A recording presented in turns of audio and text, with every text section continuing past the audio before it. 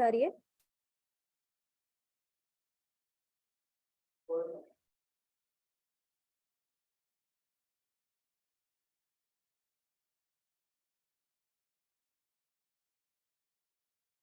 आप लोग मुझे मैसेज कर देंगे तो जरा मुझे पता चल जाएगा। चलिए ठीक है, मैं बस स्क्रीन शेयर कर देती हूँ आप लोगों से, फिर स्टार्ट लेते हैं।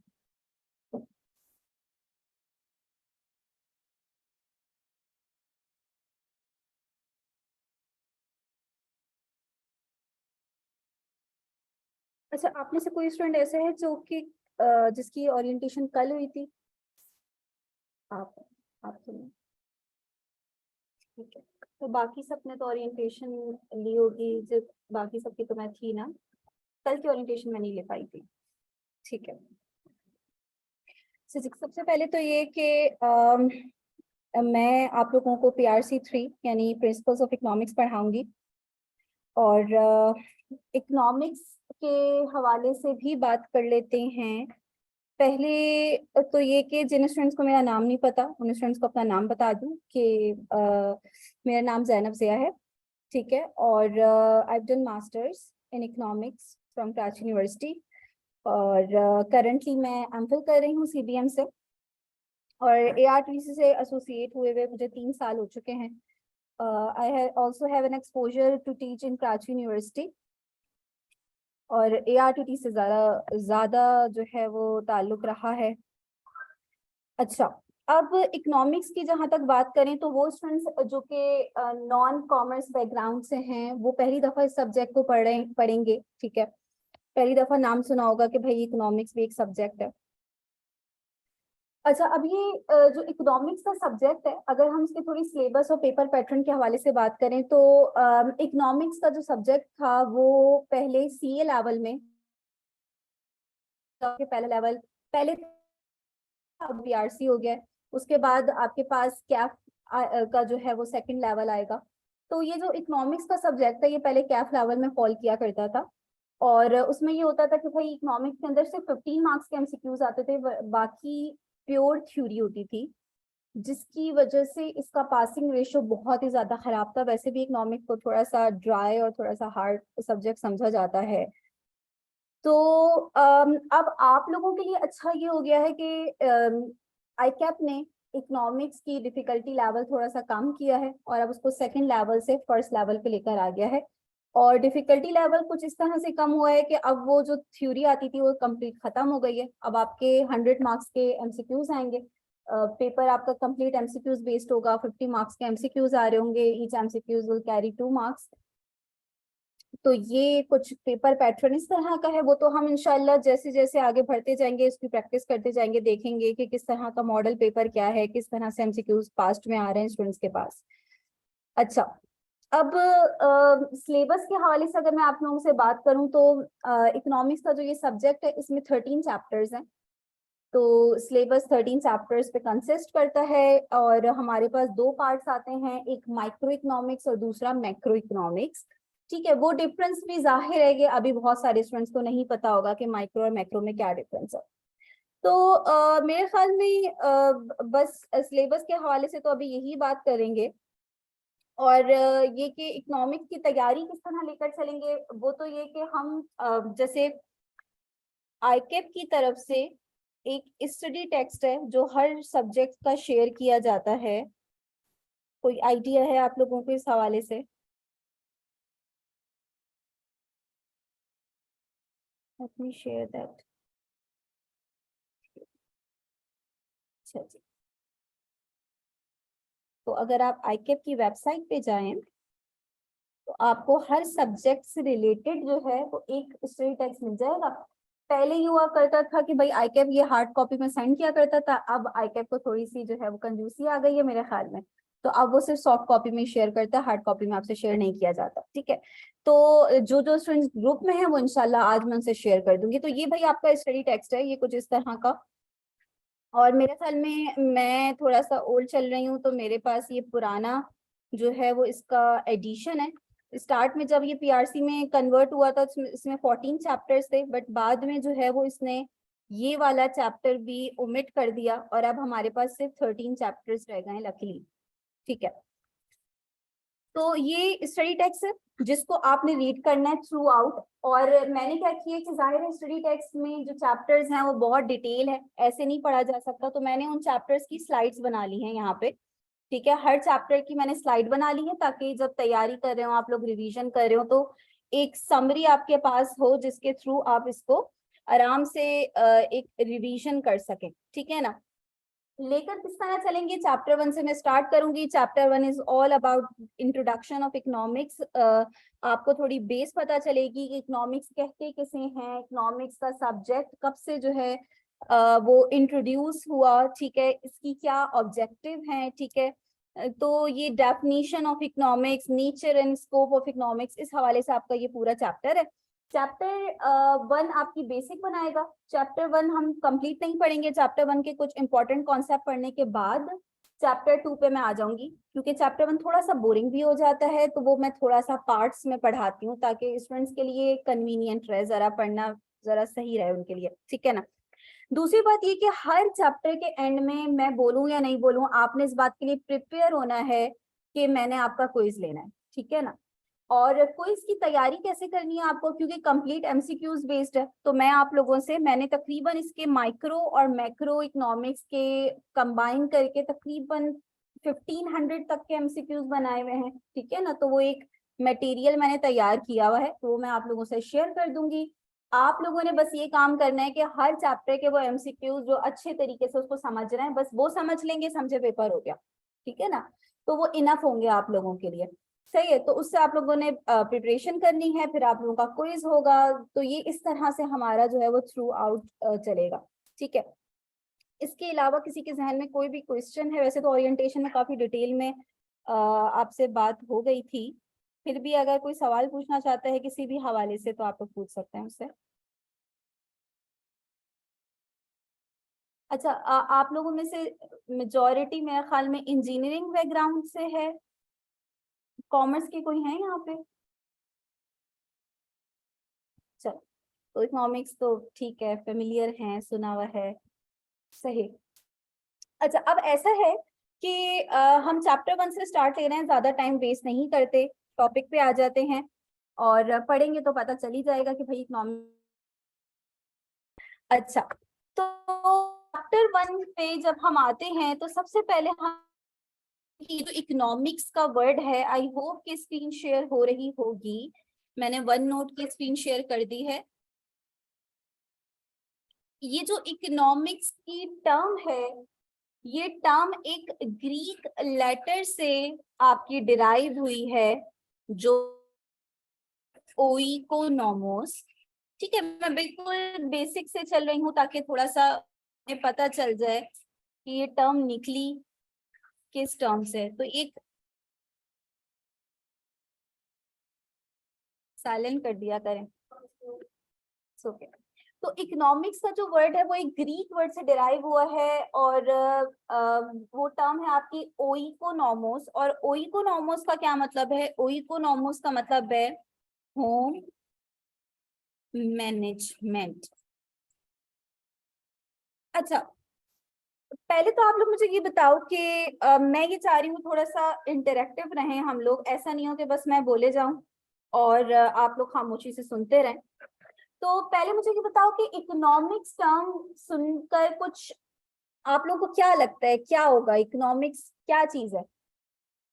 कोई टर्म कुछ आपको रिफ्लेक्ट कर रही है कि इसका क्या मतलब हो सकता है, या होम मैनेजमेंट की टर्म आपको क्या रिफ्लेक्ट कर रही है कि ये क्या मतलब हुआ होम मैनेजमेंट? इकोनॉमिक्स का मतलब होम मैनेजमेंट है, क्या मतलब हुआ इसका? बिल्कुल, घर चलाने का निजाम, होम मैनेजमेंट किस तरह की जाती है। अच्छा, होम मैनेज कर कौन रहा होता है हमारा? हमारे घर कौन नॉर्मली चला रहा होता है? हमारे पेरेंट्स चला रहे होते हैं। अच्छा, अब हमारे पेरेंट्स किस तरह घर चला रहे होते हैं? तो अगर हम गौर करें तो जाहिर है घर चलाना यही कहते हैं कि एक तरह से आप देख रहे होते हैं कि वो किस तरह हमारी जो खर्चे हैं, जो हमारी वांट्स हैं, नीड्स हैं, उनको किस तरह पूरा कर रहे होते हैं। घर में क्या क्या जरूरत है भाई, सौदा आना है, ये आना है, वो आना है, तो वो किस तरह वो सब मैनेज कर रहे होते हैं। तो उनके पास दो चीजें होती हैं, एक तो ये कि वो देख रहे होते हैं कि भाई हमारी इनकम कितनी है, और फिर वो ये देखते हैं कि अपनी इस इनकम को डिफरेंट एक्सपेंडिचर्स में कैसे एलोकेट करना है, ठीक है ना।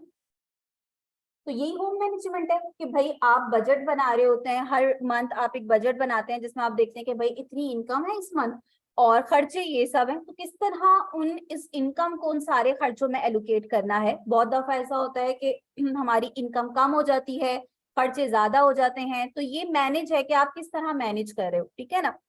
तो यहाँ पे भी आपको दिख रहा है कि भाई ये पेरेंट्स को एक प्रॉब्लम फेस होता है कि भाई उनके पास जो रिसोर्सेज हैं, उनको अक्सर लगता है कि रिसोर्सेज लिमिटेड है और उनकी जो जरूरियात हैं वो बहुत ज्यादा है घर की।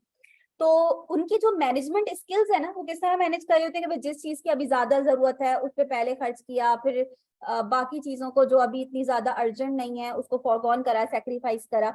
बिल्कुल इसी तरह अगर हम इस होम मैनेजमेंट को थोड़ा ब्रॉड सेंस में बात कर लें तो हमारे पास आ जाता है स्टेट मैनेजमेंट,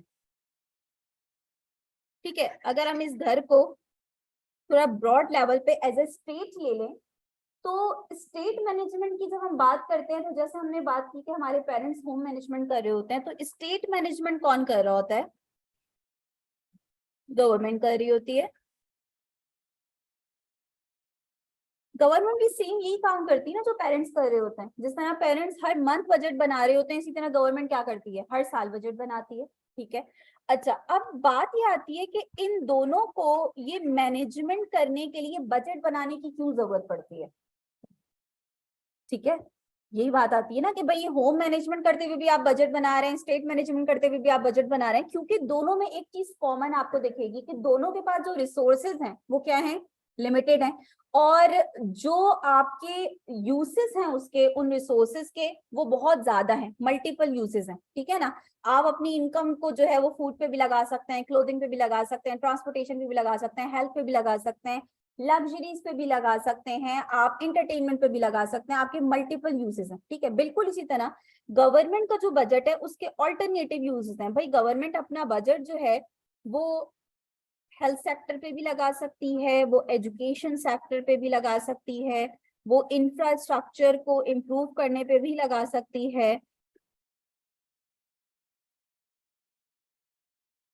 ठीक है। वो डिफेंस पे भी लगा सकती है। आपने सुना होगा कि डेवलपमेंट और non development expenditures, development expenditures कौन से होते हैं, इंफ्रास्ट्रक्चर पे खर्च करना आपका, ठीक है ना, इरिगेशन सिस्टम को बेहतर बनाना। नॉन डेवलपमेंट एक्सपेंडिचर्स कौन से होते हैं, डिफेंस पे लगाना, लॉ एंड ऑर्डर सिचुएशन को बेहतर करना, जुडिशरी सिस्टम को बेहतर करना, ये सारे आपके नॉन डेवलपमेंट एक्सपेंडिचर्स होते हैं।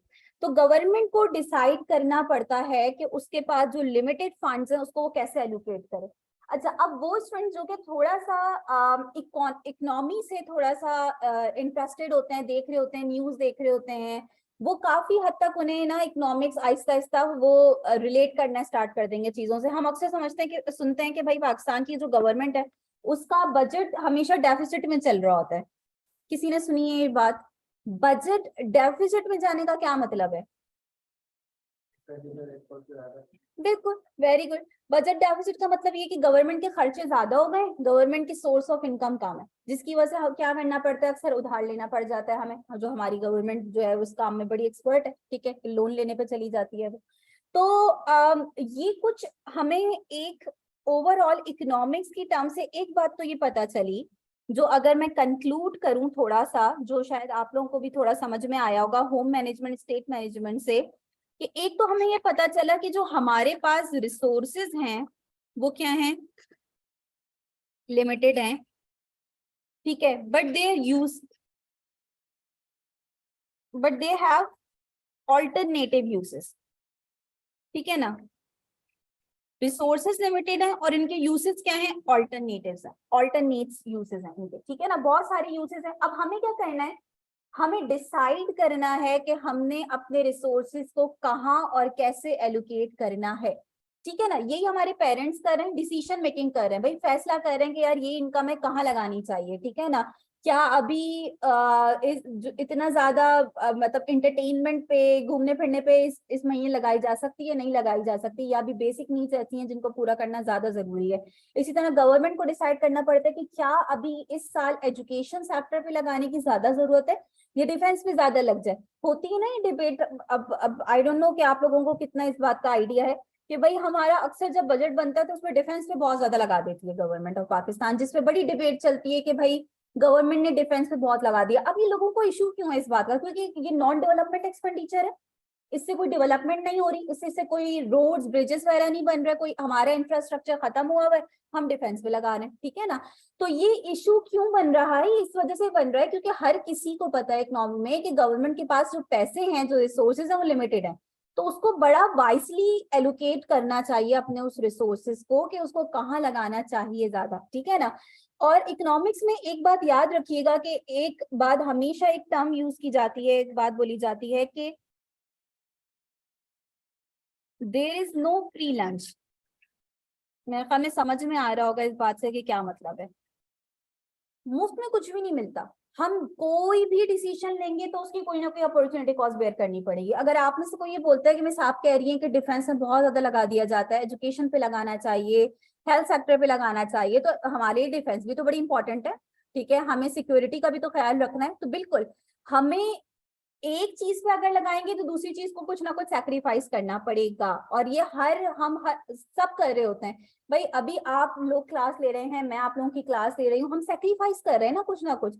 हम मनी टर्म्स में, आप लोग मनी टर्म्स में जो है वो सैक्रिफाइस कर रहे हैं, जो आप फीस यहाँ पे दे रहे हैं, ठीक है। इसके अलावा हम लोग मेजर क्या सैक्रिफाइस कर रहे हैं? अपना टाइम, ठीक है। ये टाइम जो मेरे ख्याल में पहली क्लास है, मॉर्निंग टाइम है, तो सबसे बेहतर तो इसका ऑल्टरनेट क्या था, तो कि हम इस टाइम सो जाते, ठीक है ना। यही ऑल्टरनेट था। तो ये अपॉर्चुनिटी कॉस्ट आ रही है ना, एक टर्म मैं यूज कर रही हूँ अपॉर्चुनिटी कॉस्ट, यानी कुछ कॉस्ट आ रही है। इस क्लास को लेने की कॉस्ट क्या है कि ये टाइम मैं कहीं और एलोकेट कर सकती थी, अब वो मैं एलोकेट नहीं कर पा रही। तो कोई भी चीज मुफ्त में नहीं मिलती है आपको, हर किसी की कोई ना कोई कॉस्ट आती है। बट आपको ये देखना पड़ेगा कि अभी ज्यादा जरूरत किस चीज की है। तो आप लोगों को पता है कि ज्यादा अभी इंपॉर्टेंट क्या चीज है? क्लास लेना, कैरियर बनाना अपना। तो आप लोग यहाँ पे बैठे हुए हैं, ठीक है ना। तो हम लोगों को अपनी प्रेफरेंसेस सेट करनी पड़ती है। और इकोनॉमिक्स का अगर मैं आप लोगों को अभी बताऊं तो मेन मकसद ये है आपको डिसीजन मेकर बनाना, आपको एक बेहतर डिसीजन मेकर बनाना, कि आपको ये समझ में आ जाए कि आपको अपने रिसोर्सेज को बेस्ट एलोकेट कैसे करना है। टाइम भी एक रिसोर्स है, आप उसको एलोकेट कर रहे हो, ठीक हो गया। अच्छा जी, अब जरा हम अपने उस पे आ जाते हैं, प्रॉपर चैप्टर से स्टार्ट ले रहे हैं हम। तो अगर हम डेफिनेशन ऑफ इकोनॉमिक्स की बात करें तो वैसे तो हमारे पास बहुत सारे इकोनॉमिस्ट हैं। इकोनॉमिस्ट किसे कहते हैं? जाहिर है कि जिन्होंने इकोनॉमिक्स सब्जेक्ट में कोई ना कोई अपनी थ्योरीज दी, ठीक है। और उसमें से आपके जो कोर्स में 3 इकोनॉमिस्ट की डेफिनेशन को ऐड किया गया है, जिनमें सबसे पहले जो इकोनॉमिस्ट आपके पास यहाँ पे हैं उनका नाम है एडम स्मिथ। और यही बेसिकली वो हैं जिनकी वजह से आप आज इकोनॉमिक्स को एज अ सब्जेक्ट पढ़ रहे हैं, ठीक है ना। तो इनको फादर या फाउंडर ऑफ इकोनॉमिक्स कहा जाता है। इकोनॉमिक्स का सब्जेक्ट सेपरेट सब्जेक्ट इंट्रोड्यूस होने से पहले, अगर किसी ने पॉलिटिकल इकोनॉमी पढ़ी हो, ठीक है, अगर किसी ने आईआर का सब्जेक्ट, तो उसको कोई थोड़ा सा आइडिया इंटरनेशनल रिलेशंस, तो इकोनॉमिक्स इस इन दोनों का एक कॉम्बिनेशन था। यानी हम पहले से पहले ही पढ़ा करते थे कि भाई अगर हमें पॉलिटिकली स्ट्रांग होना है, अगर किसी कंट्री को रूल करना है तो उसे क्या करना चाहिए, इस तरह के आर्टिकल्स लिखे जाते थे। एडम स्मिथ ने बकायदा इसको एज अ सेपरेट सब्जेक्ट जो है वो इंट्रोड्यूस करवाया, ठीक है। तो एक तो ये कि बहुत मुश्किल है वैसे, इतना बेसिक एमसीक्यूज आपके पास है, बट फिर भी Adam Smith is also known as father and founder of economics. अच्छा, सेकंड पॉइंट हम ये कह रहे हैं कि he is the founder of classical school. देखें, इकोनॉमिक्स में हमारे पास कुछ स्कूल ऑफ थॉट्स आ जाते हैं। स्कूल ऑफ थॉट से क्या मतलब समझ लेते हैं आप लोग? क्या मतलब होगा स्कूल ऑफ थॉट्स का? Any idea? कुछ भी बोल लो, मुझे थोड़ा सा, मैं चाह रही हूँ आप लोग कुछ बोलो। इतना खामोश नहीं बैठो, बहुत बोरिंग हो जाएगा मेरे लिए भी, आप लोगों के लिए भी। स्लाइड चेंज करें? अच्छा अच्छा, ठीक है। बट ये ऐसे क्यों आ रहा है?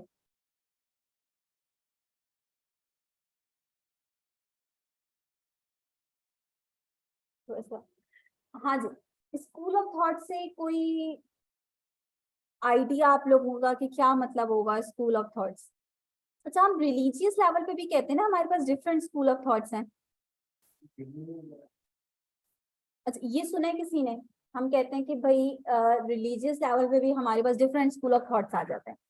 तो जाहिर है स्कूल ऑफ थॉट्स का वहां से हमारे हमारे क्या मतलब है कि उन सब के अपने कुछ बिलीव्स हैं, ठीक है ना, जिनमें थोड़ी सी कॉन्ट्रडिक्शन आ जाती है। बिल्कुल इसी तरह इकोनॉमिक्स के अंदर भी हमारे पास डिफरेंट स्कूल ऑफ थॉट्स हैं। अच्छा, अब ये डिफरेंट स्कूल ऑफ थॉट्स के अंदर जो थ्योरीज हैं उनकी आपस में थोड़ी सी जो है कॉन्ट्रडिक्शन है, थोड़ी डिबेट चलती है कुछ टॉपिक्स पर। और आप इसको इस तरह समझ लें जैसे फिजिक्स वगैरह या फिर दूसरे आपकी साइंस में होता है ऐसा कि भाई एक थ्योरी आई, उसने प्रीवियस थ्योरी को क्या कर दिया, कैंसिल कर दिया। अब आपने बोला ये न्यू थ्योरी है आज से, ठीक है ना। इकोनॉमिक्स में ऐसा नहीं होता। इकोनॉमिक्स में जो भी थ्योरी आती है वो सब्जेक्ट में एडिशन लेकर आती है, ठीक है ना, कुछ ऐड करती है। ऐसा नहीं होता कि वो थ्योरी पुरानी थ्योरी को जो है वो कैंसिल आउट कर देती है। अच्छा, ऐसा क्यों होता है स्कूल ऑफ थॉट से, हम मैं थोड़ा सा डिटेल में इस बात में जाऊं। लेट्स सपोज एक इकोनॉमी का इशू है जिससे हम सब अभी गुजर रहे हैं, इन्फ्लेशन, महंगाई, ठीक है। अच्छा, अब मैं आप लोगों से पूछूं अगर क्लास के अंदर कि भाई इस महंगाई को कैसे खत्म किया जा सकता है, तो जाहिर है कि आप लोग मुझे कुछ ना कुछ हो सकता है कुछ सॉल्यूशंस दें, और आप लोगों के सॉल्यूशंस एक दूसरे से वेरी कर सकते हैं। पॉसिबल है ना ऐसा, ठीक है ना।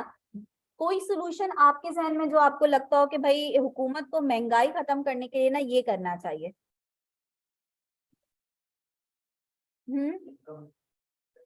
इनकम बढ़ानी चाहिए,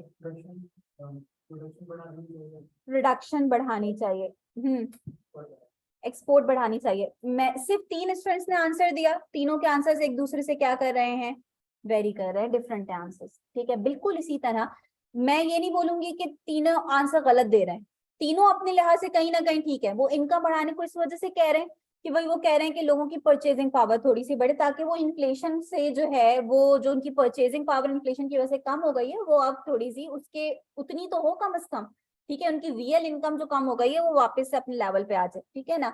ये एक्सपोर्ट बढ़ाने को क्यों कह रहे हैं भाई, आप आपको क्यों लगता है एक्सपोर्ट बढ़ने से इन्फ्लेशन कम हो जाएगी।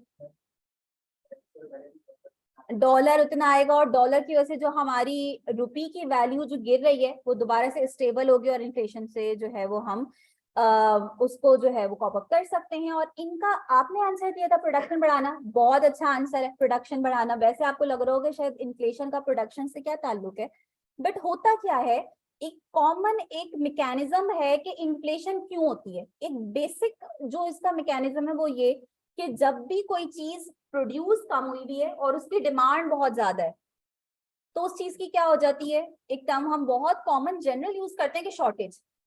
हम कहते हैं ना भाई शॉर्टेज हो गई है इस चीज की, मिल नहीं रही है ये चीज। तो शॉर्टेज की वजह से फिर आप क्या देखते हैं, अल्टीमेटली उसकी प्राइसेस क्या होना स्टार्ट हो जाती हैं, बढ़ना स्टार्ट हो जाती है। तो इन्फ्लेशन का एक मेन रीजन है कि भाई आपकी सप्लाई शॉर्ट हो जाती है, ठीक है, शॉर्टेज हो जाती है। तो ये एक बड़ी अच्छी रीजन है कि अगर आप प्रोडक्शन बढ़ाएंगे तो वो शॉर्टेज खत्म हो जाएगी, प्राइसेस में स्टेबिलिटी आ जाएगी।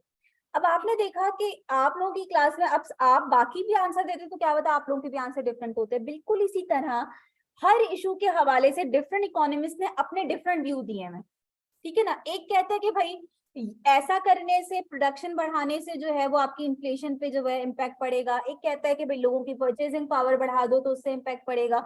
हर किसी के अपने व्यूज हैं। अब हम ये नहीं कह सकते कि इनका व्यू गलत है या इनका व्यू गलत है, लेकिन हाँ हम ये जरूर कह सकते हैं कि इकोनॉमी की सिचुएशन को देखते हुए हो सकता है कि इनकी बात ज्यादा बेहतर हो इन दोनों के मुकाबले में, ठीक है। तो इकोनॉमी की जो सिचुएशंस होती हैं वो वेरी कर रही होती हैं, तो उस सिचुएशन के लिहाज से हो सकता है एक पॉलिसी किसी एक सिचुएशन में ज्यादा बेहतर हो जाए और किसी दूसरे की पॉलिसी किसी दूसरी सिचुएशन में ज्यादा बेहतर हो जाए। जैसे कि एक उसकी बहुत कॉमन एग्जांपल है कि भाई मैं मुझे कहीं जाना है और मैं किसी से लोकेशन पूछती हूँ, ठीक है ना, कि यार जरा बताओ कि मैं रिंग रोड कैसे जा सकती हूँ, ठीक है ना, या मैं गुलशन कैसे जा सकती हूँ। तो भाई हो सकता है एक मुझे बताए कि भाई आप ये रिंग रोड के रास्ते से चली जाएं, हो सकता है एक मुझे बताए कि भाई आप कार 7 से मुड़ जाएं, ये रास्ता ज्यादा बेहतर है, ठीक है ना। डिफरेंट रास्ते मुझे बता दे। अब ये नहीं है कि ये दोनों रास्ते गलत हैं, दोनों मुझे पहुंचाएंगे रिंग रोड पर ही, लेकिन हो सकता है कि ट्रैफिक की सिचुएशन में कोई एक रास्ता मेरे लिए ज्यादा बेहतर हो जाए क्योंकि दूसरे रास्ते पे ट्रैफिक हो। बात समझ में आ रही है, ठीक है ना। तो इसी वजह से हम ये नहीं कहते कि अगर इन्होंने बोला कि भाई रिंग रोड से जाएं तो मैं इनकी बात को निगलेक्ट करके बोलूंगी नहीं ये गलत कह रहे हैं, दूसरा वाला सही कह रहे हैं, दोनों बिल्कुल सही कह रहे हैं। बिल्कुल इसी तरह हम इकोनॉमिस्ट की बात को इस तरह निगलेक्ट नहीं करते कि एक की थ्योरी दूसरे की थ्योरी के आने से गलत हो जाएगी, नहीं। हम बोलते हैं कि भाई दोनों की थ्योरीज सही है, बट हाँ हमें ये देखना पड़ेगा कि कौन सी सिचुएशन में हमने कौन सी थ्योरी को अप्लाई करना है, ये बात हमें पता होनी चाहिए। तो स्कूल ऑफ थॉट्स आपके इकोनॉमिक्स के अंदर तकरीबन अब तो बहुत ज्यादा हो गए, 7 स्कूल ऑफ थॉट्स तकरीबन हो गए, लेकिन हम अपने इस कोर्स में बहुत ही कम ही पढ़ेंगे, इतना डिटेल जाहिर है, हमारा इंट्रोडक्शन ही बहुत बेसिक कोर्स है, इतना हम उसमें नहीं जाएंगे। अच्छा, तो जो क्लासिकल है वो जो एडम स्मिथ है, वो जो स्कूल ऑफ थॉट से बिलोंग करते हैं उसका नाम है क्लासिकल स्कूल। इन्होंने अपनी एक बुक लिखी जिसका नाम तो बहुत बड़ा है, लेकिन वो फेमस है वेल्थ ऑफ नेशन के नाम से, ठीक है ना। और ये 1776 में इन्होंने अपनी बुक लिखी थी, और इस बुक ने बाकायदा इकोनॉमिक्स को एज अ सब्जेक्ट इंट्रोड्यूस करवाया। अच्छा जी, अब नाम क्या है बुक का? Wealth of Nations. Basic English है ना, समझ में आ रही है हमें, ठीक है ना। वेल्थ ऑफ नेशंस, नेशंस की वेल्थ किस चीज पर डिपेंड करती है? अगर हमें वेल्दियर इकोनॉमी बनानी है अपनी, ठीक है ना, अगर हम चाहते हैं कि हमारी पावरफुल इकोनॉमी हो, वेल्दियर इकोनॉमी हो, तो बेसिक चीज हमें क्या करनी चाहिए? ये एडम स्मिथ ने इस पे बात करी, और इनकी डेफिनेशन प्योरली इसी बात पे बेस करती है। इन्होंने ये बोला, क्या हुआ, जूम क्यों नहीं कर रहा?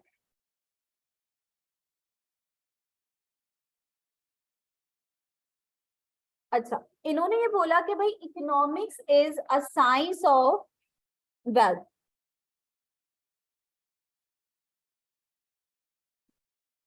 कभी कभी लैपटॉप को कुछ हो जाता है।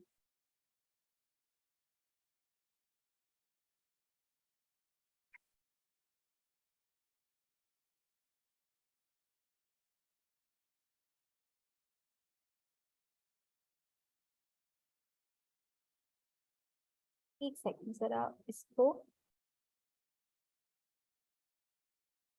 दोबारा से ओपन कर लेते हैं।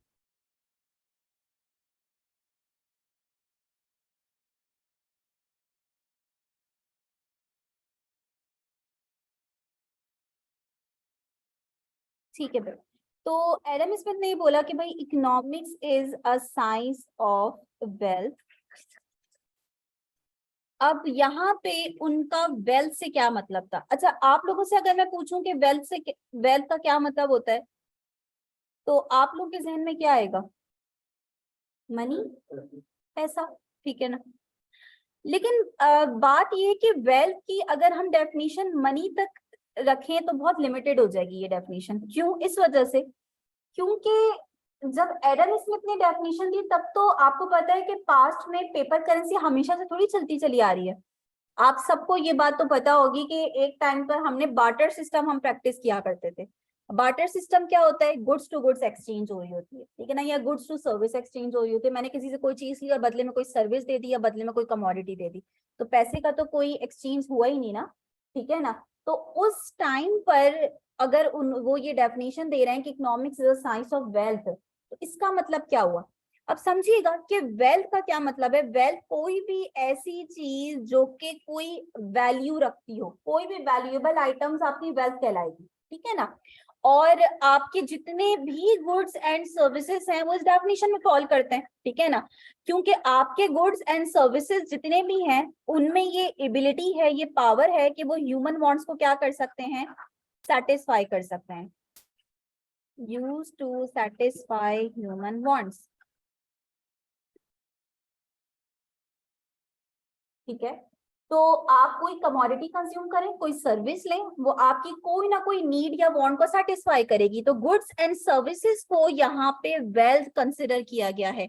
मनी तो सिर्फ वैल्यू शो कर रहा होता है ना, मैं बोल रही हूँ कि भाई एक चीज 1000 रुपए की है, तो ये चीज उस कमोडिटी की वैल्यू रिफ्लेक्ट कर रही है कि भाई ये चीज 1000 रुपए की, इसकी वैल्यू इतनी है, ठीक है ना। तो असल वैल्यू होती किस चीज की है? गुड्स एंड सर्विसेज की। पैसे की इटसेल्फ कोई वैल्यू नहीं होती, पैसा तो किस चीजों की वैल्यू बताने के लिए यूज होता है, सही है ना। तो अब हम जरा समझते हैं कि भाई वो उन्होंने ऐसी डेफिनेशन क्यों दी कि economics is science of wealth. अजीब सा लग रहा है कि ये किस तरह की डेफिनेशन है? भाई उन्होंने बोला कि अगर किसी भी इकोनॉमी को पावरफुल बनना है, वेल्दियर बनना है, तो उसे किस चीज पर तवज्जो देनी होगी, किस चीज पर फोकस करना होगा? Production of goods and service. आप में से किसी ने जीडीपी का नाम सुना है इससे पहले?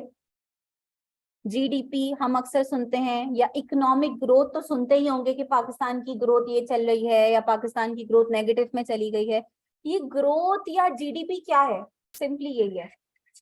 अगर आप कभी सुने ना कि पाकिस्तान की ग्रोथ कम हो रही है, इससे मतलब क्या है कि वो ये कहना चाह रहे हैं कि पाकिस्तान की जो इकोनॉमी है इसमें प्रोडक्शन लेवल क्या हो रहा है आपका, कम हो रहा है।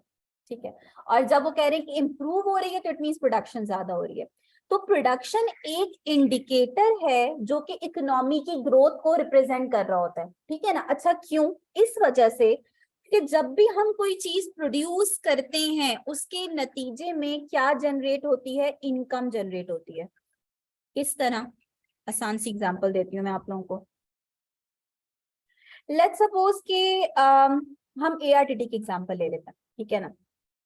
अब ये एआरटीटी स्टार्ट किसने लिया? आपको पता होगा कि भाई दो पार्टनर्स हैं जिनके नाम पे रखा गया एआर सर अहमद रजा और टीटी सर तारिक तुर्मी। ठीक है ना। इन दोनों ने ये इनिशिएटिव लिया कि भाई ये एक सीए लेवल का जो है वो इंस्टीट्यूट स्टार्ट करें। ठीक है ना।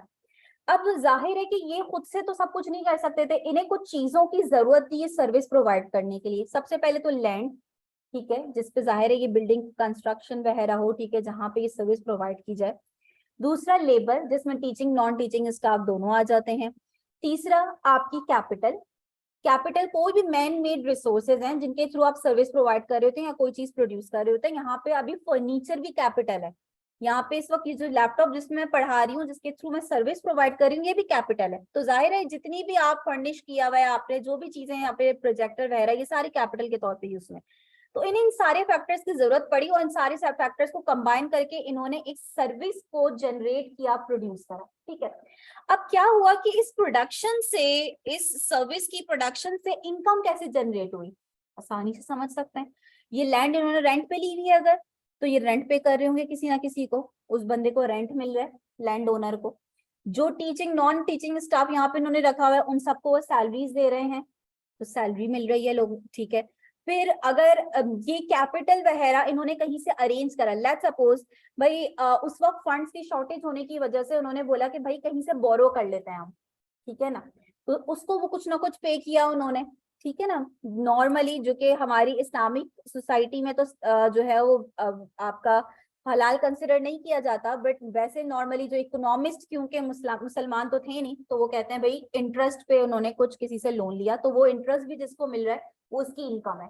तो इसका मतलब हमें ये पता चला कि जब भी हम कोई चीज प्रोड्यूस कर रहे होते हैं, चाहे वो कोई कमोडिटी हो चाहे वो कोई सर्विस हो, उसकी वजह से क्या जनरेट हो रही होती है? लोगों की इनकम जनरेट हो रही होती है। और जब इनकम जनरेट होती है तो जाहिर है कि लोगों का स्टैंडर्ड ऑफ लिविंग क्या होना स्टार्ट हो जाता है? बढ़ना स्टार्ट हो जाता है। एम्प्लॉयमेंट जनरेट होती है, लोगों का लिविंग स्टैंडर्ड बढ़ता है।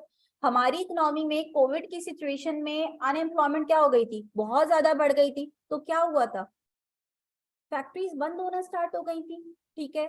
मजीद उसका एक स्पिल ओवर इफेक्ट आया था, लोगों ने डिमांड कम कर दी थी चीजों की, लोगों की परचेजिंग पावर खत्म हो गई थी। ठीक है ना। तो इसकी वजह से इकोनॉमी पूरे से उसकी ग्रोथ क्या होना स्टार्ट हो गई थी? कम होना स्टार्ट हो गई थी। तो प्रोडक्शन इस वजह से इंपॉर्टेंट है इकोनॉमिक ग्रोथ के लिए।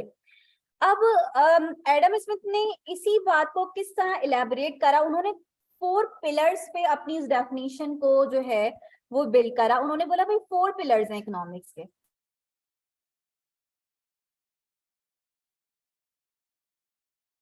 ठीक है। अब जाहिर है कि हम उनकी पूरी बुक तो नहीं रीड करने वाले, तो हम सिर्फ इतनी बात कर रहे हैं कि उन्होंने अपनी डेफिनेशन में 4 पिलर्स रखे, जिसमें सबसे पहला पिलर है प्रोडक्शन ऑफ वेल्थ, जिसको उन्होंने नाम दिया प्रोडक्शन ऑफ वेल्थ। जाहिर है कि अगर मैं यहाँ पे वेल्थ से मनी लेने लग जाऊं तो अजीब सा नहीं लगेगा पैसे को प्रोड्यूस करना? जाहिर है कि यहाँ पे उनका मतलब मनी नहीं था, उनका मतलब यहाँ पे गुड्स एंड सर्विसेज था। उन्होंने बोला जितनी ज्यादा प्रोडक्शन होगी उतना अच्छा है। फिर उन्होंने सेकंड बात करी कि इकोनॉमी इन 4 पिलर्स पे बेस करती है। सेकंड है डिस्ट्रीब्यूशन ऑफ वेल्थ। ऑब्वियस है ये बात कि जब कोई चीज प्रोड्यूस होगी तो फिर वो डिस्ट्रीब्यूट भी होगी among the sectors of the economy, among the peoples of economy. ठीक है ना। तो जाहिर है लोगों की जो वांट्स हैं वो डिस्ट्रीब्यूशन के थ्रू सेटिस्फाई होंगी। और भाई एडम स्मिथ ये कहते हैं कि हर कोई हर काम में स्पेशलिस्ट नहीं होता, तो इसी वजह से डिस्ट्रीब्यूशन जो है वो आपकी इंपॉर्टेंट है। ठीक है। थर्ड आपके पास आता है एक्सचेंज ऑफ वेल्थ। अब ये वेल्थ कैसे एक्सचेंज होती है, अभी अभी मैंने आप लोगों को एग्जांपल दी कि जब भी कोई चीज प्रोड्यूस होती है, उस चीज को प्रोड्यूस करने में जो फैक्टर्स यूज होते हैं उनको रिवॉर्ड दिया जाता है in form of salary, in form of rent, in form of interest. फिर जो प्रोड्यूस कर रहा है एंटरप्रेन्योर जो है वो अपना प्रॉफिट रख रहा होता है, उसकी भी अपनी इनकम है, ठीक है ना। तो ये वेल्थ का एक्सचेंज कहलाएगा आपका। और लास्ट उन्होंने बोला कंजम्पशन ऑफ वेल्थ, और कंजम्पशन ऑफ वेल्थ का मतलब यही है कि वो जो आपकी यहाँ पे रिवॉर्ड मिले हैं फैक्टर्स ऑफ प्रोडक्शन को, वो रिवॉर्ड को फिर वो खर्च करेंगे उन चीजों को कंज्यूम करने में, उन गुड्स एंड सर्विसेज को कंज्यूम करने में। और ये सबसे इंपॉर्टेंट है क्योंकि अगर आपको अपनी नीड्स और वांट सेटिस्फाई करनी है तो जाहिर है आपके लिए कंजम्पशन इंपॉर्टेंट है। कंज्यूम नहीं करेंगे चीजें तो अपनी बेसिक नीड्स और वांट सेटिस्फाई कैसे करेंगे, ठीक है। तो इसमें रिवॉर्ड्स आ जाते हैं जो आपके 4 रिवॉर्ड्स हैं। आगे हम पढ़ेंगे इन सब चीजों को, लेकिन अभी बात कर लेते हैं इंटरेस्ट इनकम, ठीक है, प्रॉफिट, वेजेस, और हमने क्या बात करी, रेंट। अब देखो ये मैं पढ़ा रही हूँ, इसको आप लोगों ने रीड करना है बुक से, ठीक है। फिर अगर आप लोगों को लगे कोई ऐसी बात बुक में लिखी हुई है जो कि समझ में नहीं आ रही, ये अगर आप लोगों ने नोट कर लो आप लोग पहले।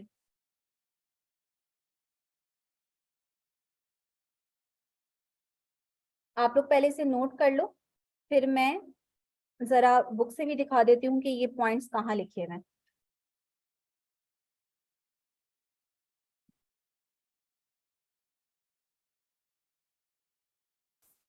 जो स्टूडेंट्स मार्च ग्रुप में इस वक्त ऐड हुए हैं वो उनसे मैं ये पीडीएफ भी शेयर कर दूंगी, ठीक है। तो अभी अगर कुछ लिखने से रह गया तो कोई मसले की बात नहीं है, ये मैं शेयर कर दूंगी आप लोगों से।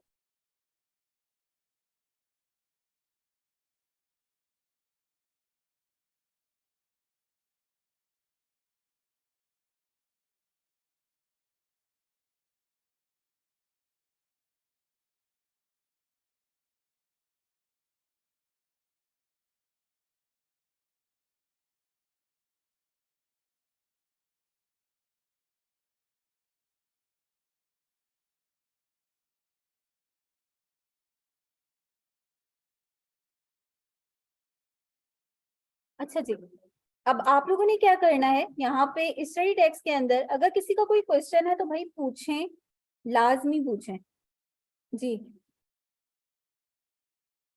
मैं रिपीट कर देती हूँ। देखिए जब आप ये फर्स्ट पेज ओपन करेंगे चैप्टर 1 का, तो यहाँ पे आपको दिखेगा कि इन्होंने ये एडम स्मिथ की डेफिनेशन यहाँ पे मेंशन करी हुई है, और फिर इन्होंने ये 4 पॉइंट्स जो हैं वो डिस्कस करे हैं, जिनमें उन्होंने सबसे पहले बात करी कि भाई हमारा प्रोडक्शन ऑफ वेल्थ से क्या मतलब है, गुड्स एंड सर्विसेज को प्रोड्यूस करना by combining 4 factors of production such as land, labour, capital, entrepreneur. कोई भी चीज प्रोड्यूस करने के लिए आपको ये 4 फैक्टर्स की जरूरत पड़ती है, लैंड, लेबर्स, कैपिटल, और जाहिर है कि वो बंदा जो ये डिसाइड करेगा कि मैंने ये चीज प्रोड्यूस करनी है, ठीक है ना। फिर सेकंड, एक्सचेंज ऑफ वेल्थ। अब इन्होंने क्या बोला कि भाई एक्सचेंज ऑफ वेल्थ से क्या मतलब है कि जब भी कोई चीज प्रोड्यूस होती है तो वो दूसरे इंडिविजुअल्स के साथ क्या हो रही होती है, एक्सचेंज हो रही होती है in order to satisfy their needs, ठीक है ना। Every individual can not produce all the goods and services he needs, for this purpose he must depend upon the goods and services produced by others, which is only possible with exchange of wealth। बात समझ में आ रही है, ठीक है। फिर third आ जाते हैं आपका डिस्ट्रीब्यूशन ऑफ वेल्थ, जो कि हमने बोला कि डिस्ट्रीब्यूशन ऑफ वेल्थ किस तरह हो रही होती है कि वो फैक्टर्स ऑफ प्रोडक्शन जिन्होंने अपनी एफर्ट्स दी हैं चीजों को प्रोड्यूस करने में, उनको उस एफर्ट्स के बदले में रिवॉर्ड्स दिए जाते हैं, ठीक है ना। और फर्म्स उन्हें रिवॉर्ड्स दे रही होती हैं, जो रिवॉर्ड्स भी मैंने आपको मेंशन कर दिए कि वो कौन से रिवॉर्ड्स होते हैं। लास्ट पॉइंट जो कि ये पूछ रहे हैं, कंजम्पशन ऑफ वेल्थ, कह रहे हैं कि it is the ultimate objective it's behind it's generation, ठीक है ना। ये सब करने का अल्टीमेट ऑब्जेक्टिव है क्या, प्रोडक्शन पे हम क्यों जा रहे हैं, हम क्यों कह रहे हैं कि प्रोडक्शन इज इंपॉर्टेंट, क्योंकि प्रोडक्शन होगी तो ही कंजम्पशन हो पाएगी चीजों की, और कंजम्पशन होगी तभी लोगों का लिविंग स्टैंडर्ड इंप्रूव होगा। तो अल्टीमेट ऑब्जेक्टिव तो लोगों को फायदा पहुंचाना है, तभी हम प्रोडक्शन पे आ रहे हैं। तो यही अल्टीमेट ऑब्जेक्टिव है। कह रहे हैं कि every individual has some needs which he wants to satisfy and is only possible by consuming different goods and services. वो नीड्स कैसे सेटिस्फाई हो सकती हैं, वांट्स कैसे सेटिस्फाई हो सकती हैं कि आप डिफरेंट गुड्स एंड सर्विसेज को कंज्यूम करें, ठीक है ना। To get and consume such goods and services one has to spend money और वेल्थ। सिंपल बात है कि भाई हमें जाहिर है चीजों को कंज्यूम करने के लिए पैसे खर्च करने पड़ेंगे, ठीक है। तो ये एडम स्मिथ की डेफिनेशन थी और उनकी डेफिनेशन किसी हद तक इकोनॉमी को बहुत अच्छा रिफ्लेक्ट करा उसने, क्योंकि हर इकोनॉमी इसी बेस पर चल रही होती है आपकी। और अगर हम इसमें से प्रोडक्शन ऑफ वेल्थ को ही अगर खाली कम कर देंगे तो ये सारे जो पिलर्स हैं, ये सारे पिलर्स आपके ब्रेक होंगे, ठीक है ना। प्रोडक्शन कम होने से एक्सचेंज भी कम होगी, डिस्ट्रीब्यूशन ऑफ वेल्थ भी कम हो जाएगी, इनकम जनरेशन कम हो जाएगी। जैसे इनकम जनरेशन कम होगी, लोगों की कंजम्पशन भी क्या हो जाएगी, कम हो जाएगी। जैसे मैंने अभी आप लोगों को कोविड के एग्जाम्पल से बात समझाई। अच्छा, लेकिन हुआ क्या कि एडम स्मिथ ने जिस टाइम पे डेफिनेशन मेटीरियलिस्टिक है ना, मेटीरियलिस्टिक डेफिनेशन है ना, गुड्स एंड सर्विसेज पर आम घूम रही है, बस आपको बस ये सोचना है बस कैसे जो है वो आपको मटेरियल चीजों के बारे में आप बात हो रही है।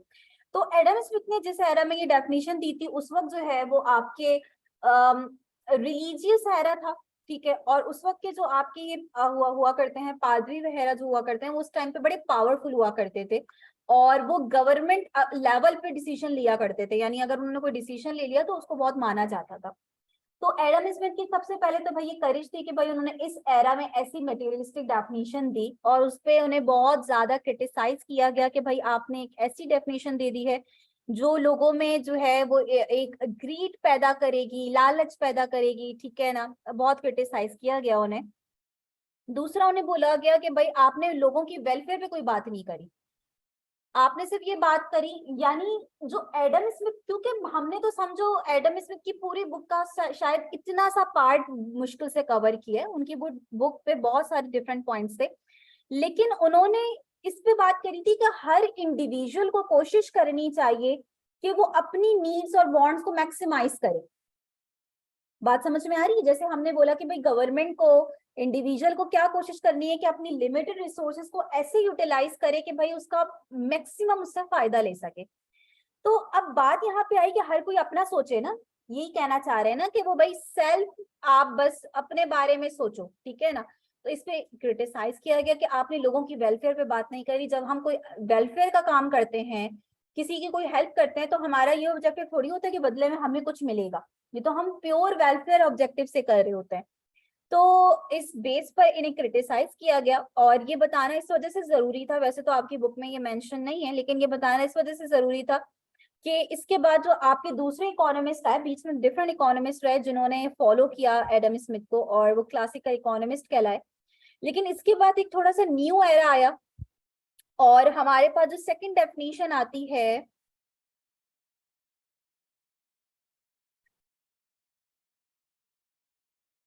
वो आती है आपकी एल्फ्रेड मार्शल की।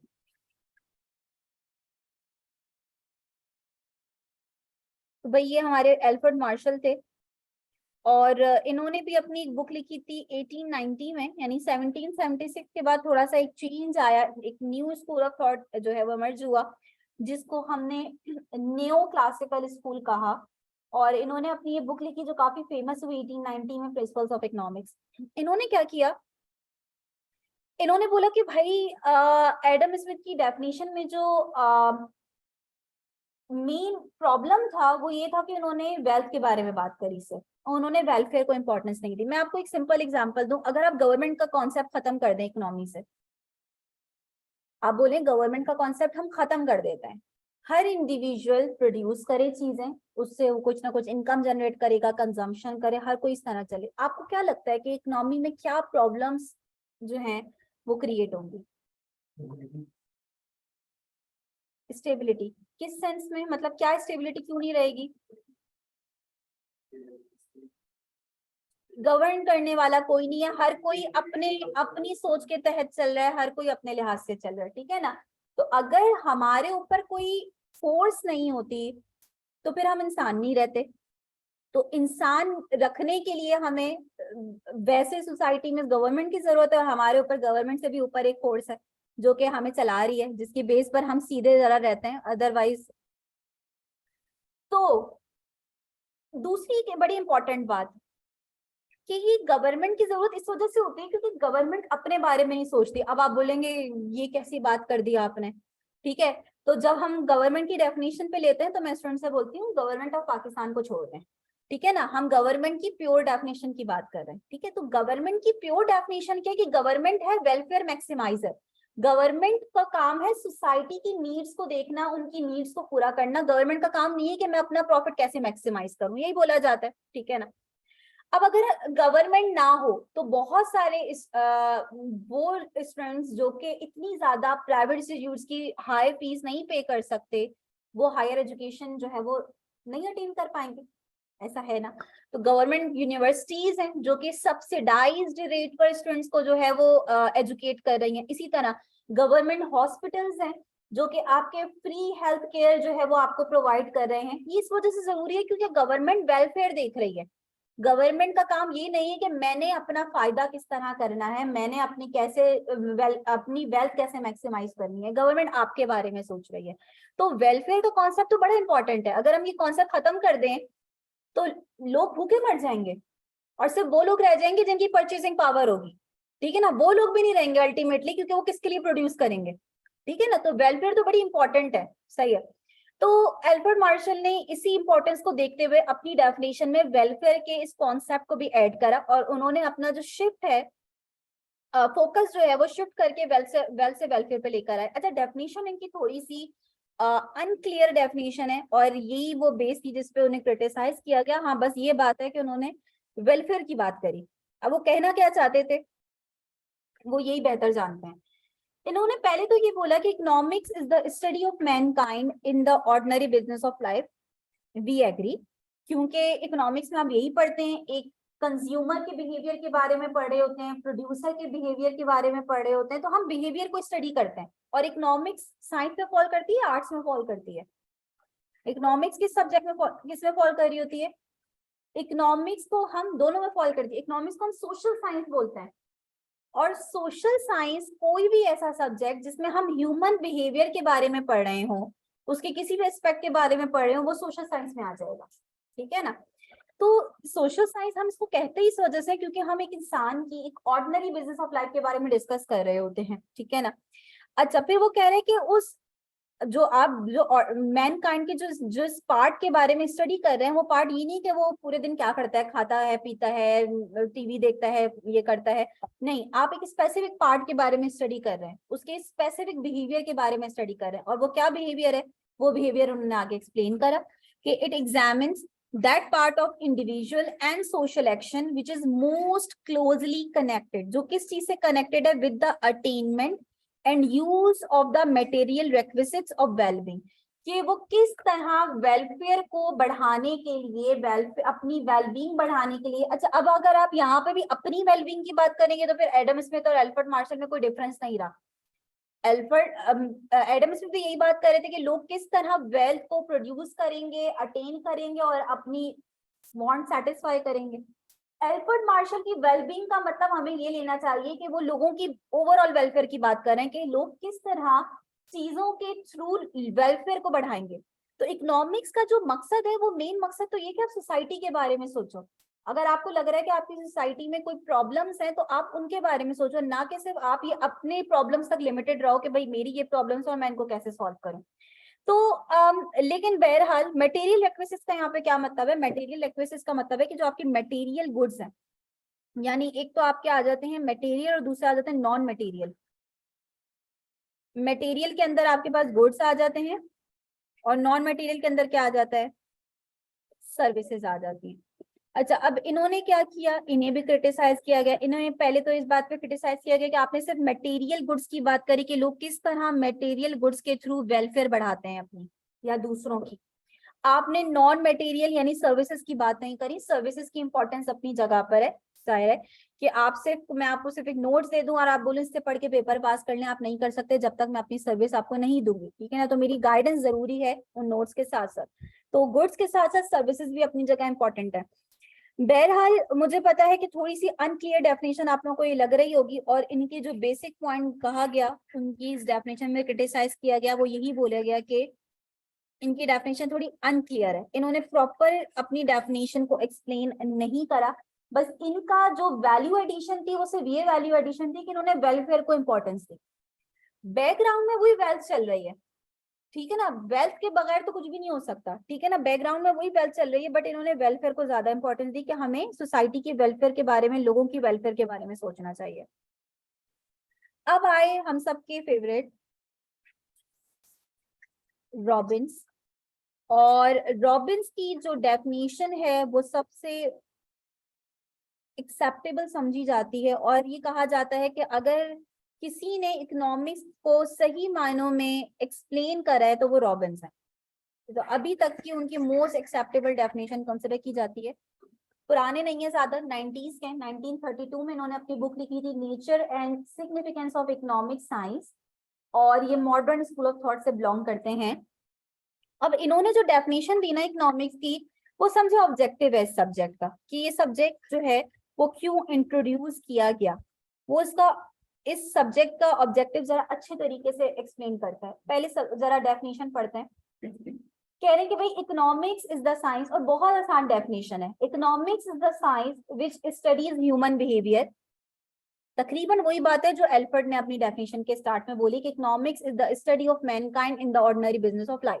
Economics is the science which studies human behavior as a relationship between multiple ends। अच्छा, ये ends का यहाँ पे क्या मतलब है? ends का यहाँ मतलब है bonds। As a relationship between multiple ends या multiple bonds and scarce means resources, ठीक है, which have alternative uses। थोड़ा सा डेफिनेशन को दोबारा से रीड करें और देखें, ये कुछ सुनी सुनी बात लग रही है, स्टार्टिंग में हमने थोड़ी सी इसी हवाले से बात नहीं करी थी। मल्टीपल एंड्स यानी मल्टीपल वांट्स। ह्यूमन बिहेवियर क्या है कि हम इंसानों की जो ख्वाहिशात हैं वो क्या है? अनलिमिटेड, कभी ना खत्म होने वाली। अपने आप को ही एनालाइज कर लें, आपको पता चल जाएगा, ठीक है। एक पॉइंट ऐसा आता है जो आपको लगता है बस ये मिल जाए और कुछ नहीं चाहिए, बस ये मिल जाए। जब वो मिल जाता है कुछ दिनों बाद आपको उसकी भी वो चाम नहीं रहता, आप बोलते हैं यार बाइक वाले को फिर वो गाड़ी चाहिए, ठीक है ना, गाड़ी वाले को होता है जरा अच्छी गाड़ी हो तो क्या ही बात है यार, ये अजीब छोटी गाड़ी है। तो हमारी वांट्स कभी पूरी नहीं होती और ना खत्म होती हैं, लेकिन हमारी वांट्स पूरा करने के लिए जो रिसोर्सेस हमें चाहिए वो क्या है? लिमिटेड है, ठीक है। और उन रिसोर्सेस के जो यूजेस हैं वो क्या है? ऑल्टरनेटिव यूजेस है, बहुत सारे मल्टीपल यूजेस हैं। अगेन बात क्या आ गई? डिसीजन मेकिंग की, कि हमें डिसाइड करना है कि फिर हमने अपने रिसोर्सेस को कहाँ लगाना है। तो यहाँ पे एक सेंटेंस लिखा हुआ है जो कि इकोनॉमिक्स का बेसिक इकोनॉमिक प्रॉब्लम को रिफ्लेक्ट करता है, कि ये प्रॉब्लम अगर ना हो तो इकोनॉमिक्स का सब्जेक्ट खत्म हो जाए। अगर ये प्रॉब्लम ना हो तो इकोनॉमिक्स का सब्जेक्ट खत्म हो जाए। क्या प्रॉब्लम है? Human wants are unlimited but resources are limited. इंसान की ख्वाहिशात नामहदूद हैं, लेकिन उन ख्वाहिशात को पूरा करने के लिए जो रिसोर्सेज रिक्वायर्ड है वो क्या है? लिमिटेड है। तभी हमें आए दिन सुनने को आता है कि भाई गैस की शॉर्टेज हो रही है, इलेक्ट्रिसिटी शॉर्टेज हो रही है, इस चीज की शॉर्टेज हो रही है। तो रिसोर्सेज कम है, बट रिसोर्सेज जो पूरा जो हमें जो हमारी वांट्स हैं, जो हम चाहते हैं, ख्वाहिशात हैं, वो जो है वो अनलिमिटेड है। यहाँ प्रॉब्लम लाई करती है। तो इस प्रॉब्लम को कैसे सॉल्व किया जाए? इकोनॉमिक्स आंसर देती है इसका। इकोनॉमिक्स बोलती है कि आपको क्या करना होगा? बेस्ट एलोकेशन करनी होगी अपने रिसोर्सेस की, क्योंकि अगर आप बेस्ट एलोकेशन नहीं करेंगे तो इसका मतलब ये है कि आप अपने रिसोर्सेस को वेस्ट कर रहे हैं, ठीक है ना। बेस्ट एलोकेशन कैसे कर सकते हैं? मैं आपको इसकी एग्जांपल देती हूँ, कांस्टेंट एग्जांपल, और मतलब ये मुझे काफी अच्छी एग्जांपल लगती है, इससे जरा मतलब क्लियर हो जाता है। लेट्स सपोज के गवर्नमेंट के पास फंड्स हैं 1 बिलियन के, और गवर्नमेंट के पास दो ऑप्शंस हैं।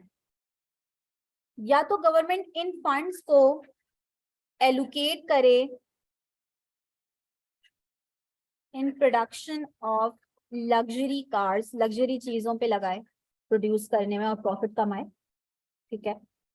या फिर वो अपने इस 1 बिलियन को खर्च करे किस पे? To improve public transport.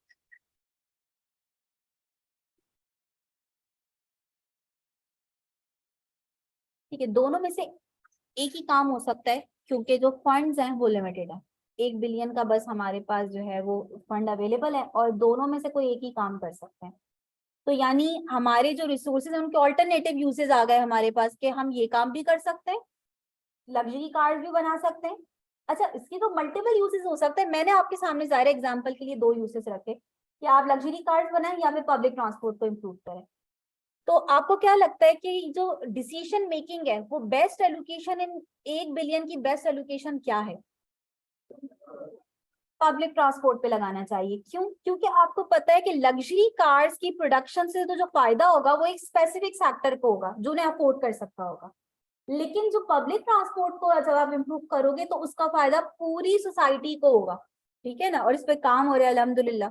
अब तो बात समझ में आई, पूरी डेफिनेशन इसमें समराइज हो गई इस एग्जांपल में कि हमारे पास लिमिटेड रिसोर्सेज हैं, उसके ऑल्टरनेटिव यूजेस हैं, हमें क्या करना है, उन लिमिटेड रिसोर्सेज को ऐसे एलोकेट करना है कि उससे मैक्सिमम बेनिफिट ले सकें।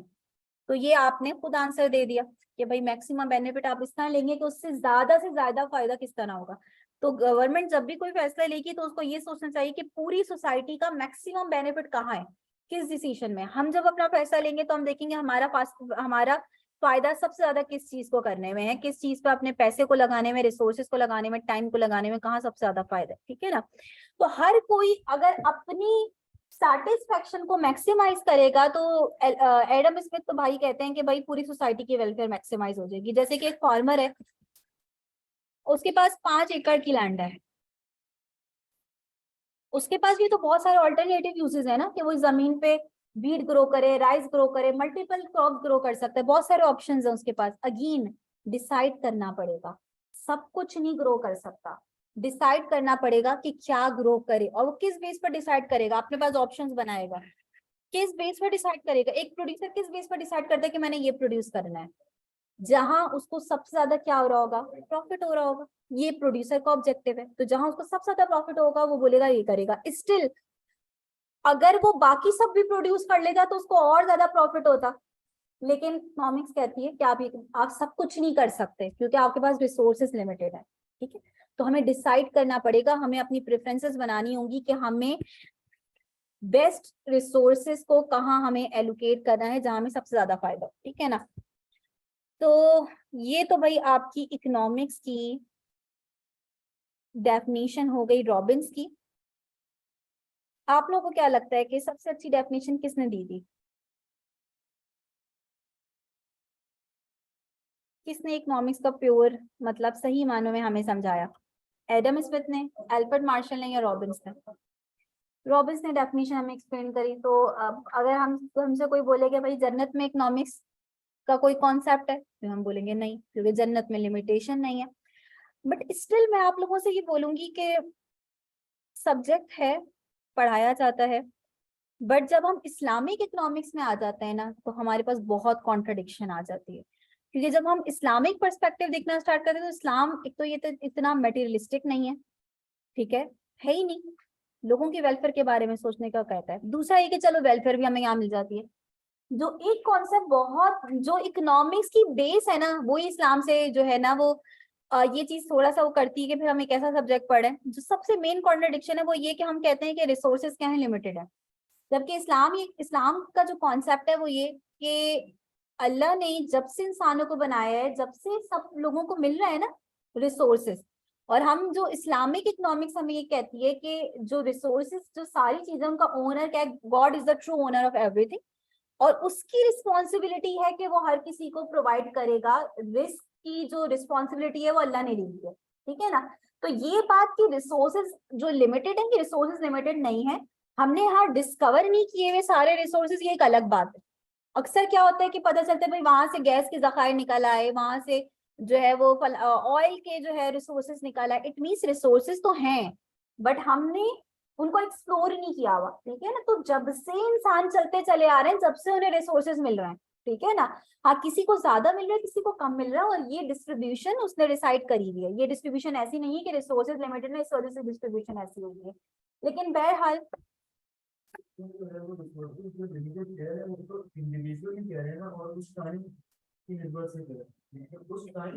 ये ये कह रहे हैं कि आप इकोनॉमी लेवल पे बात करें या इंडिविजुअल लेवल पे बात करें, पूरी दुनिया को एक ही मसला है कि उसके पास चीजें जो हैं वो लिमिटेड है, और वो करना बहुत कुछ आती है, स्टिल वो सब कुछ नहीं कर पाती क्योंकि उसके पास इतने रिसोर्सेज नहीं है। अब इस पे अगेन बहुत डिबेट हो सकती है, बट ये कि मैंने थोड़ा सा ये पॉइंट आप लोगों के सामने रखा कि एक पॉइंट इस्लामिक इकोनॉमिक्स से ये थोड़ा डिफरेंट समझा जाता है कि भाई रिसोर्सेज लिमिटेशन का कोई कॉन्सेप्ट वहां हमें नहीं मिलता। ठीक है, वहां कोई हमें ऐसा कॉन्सेप्ट नहीं मिलता कि भाई अल्लाह ने रिसोर्सेज जो है ना हमें कम प्रोवाइड करें और हमें बोला कि आप इन लिमिटेड रिसोर्सेज से सब कुछ पूरा करो। तो हमें कुछ लोग दिखते हैं जिनको तकरीबन ये प्रॉब्लम आता ही नहीं है, उनके पास मल्टीपल रिसोर्सेज हैं और वो अपनी तकरीबन हर वांट ही सेटिस्फाई कर सकते हैं। ठीक है, अच्छा, अब यहाँ पे डिफरेंट स्कूल ऑफ थॉट्स बन सकते हैं जो मेरी बात से हो सकता है डिसएग्री करें। अच्छा जी, तो ऐसा करते हैं कि क्लास को यहीं तक रखते हैं। ठीक है, पहली क्लास है, बस डेफिनेशन हमने समझ ली है, नेचर पे जरा हम नेक्स्ट क्लास में बात करेंगे। 11 बजे तक हमारी क्लास थी।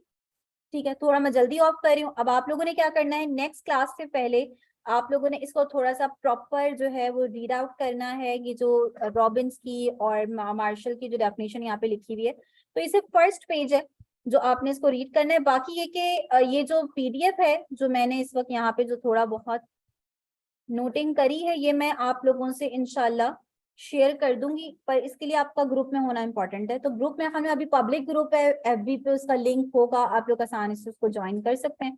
बाद में इंशाल्लाह जब कुछ टाइम बाद ये डेमो लेक्चर्स एंड हो जाएंगे तो फिर आप लोगों का प्रॉपर ग्रुप बनेगा, रजिस्टर्ड ग्रुप, और फिर वही स्टूडेंट्स जो हैं वही उनको मटेरियल मिल पाएगा चीजों का जो कि रजिस्टर्ड होंगे। ठीक है ना, इसके अलावा अगर किसी का कोई भी क्वेश्चन है तो पूछ सकते हैं। कोई सवाल? इकोनॉमिक्स से बस दोस्ती कर लीजिएगा, दोस्ती कर ली तो बहुत अच्छा।